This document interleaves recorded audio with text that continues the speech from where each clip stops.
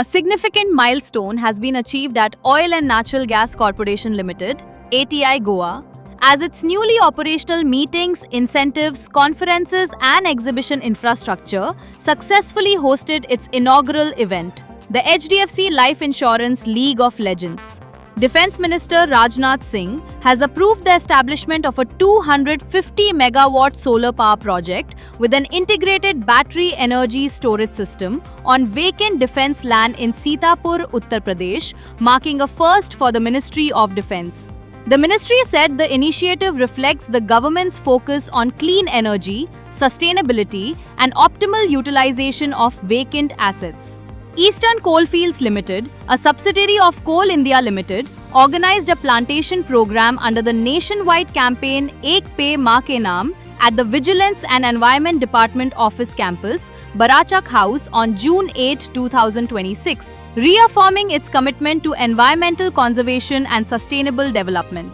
The Ministry of Railways has approved the permanent absorption of Shri Shalabh Goel, an Indian Railway Service of Electrical Engineers IRSEE officer in the National Capital Region Transport Corporation Limited.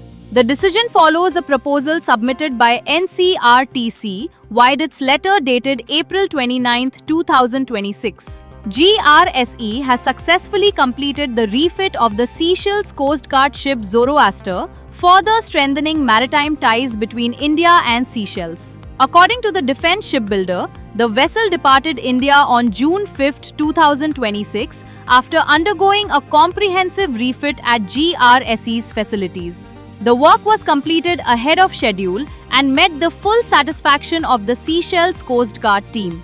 The Public Enterprises Selection Board PESB has recommended Shri PLSS Chaitanya Prakash, currently serving as Executive Director Operations at Damodar Valley Corporation, for the post of Director Power at NLC India Limited, a Schedule A central public sector enterprise.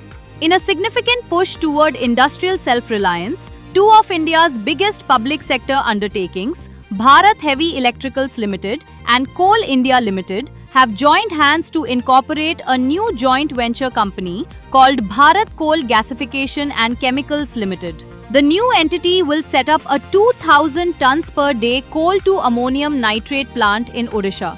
The Government of India has decided to increase the size of its offer for sale OFS in NLC India Limited to 3% of the company's paid-up equity capital by exercising the oversubscription option. The Ministry of Coal, acting on behalf of the President of India and as the promoter of NLC India, had initially announced the sale of a 2% stake equivalent to 277,327,332 equity shares. Dedicated Freight Corridor Corporation of India Limited, DFCCIL, has issued 2 vacancy notices inviting applications from eligible officers for key positions on a deputation basis. The vacancies are for the posts of Deputy Chief Project Manager / Project Manager Finance at Ahmedabad and Joint General Manager Material Management at the Corporate Office in Noida.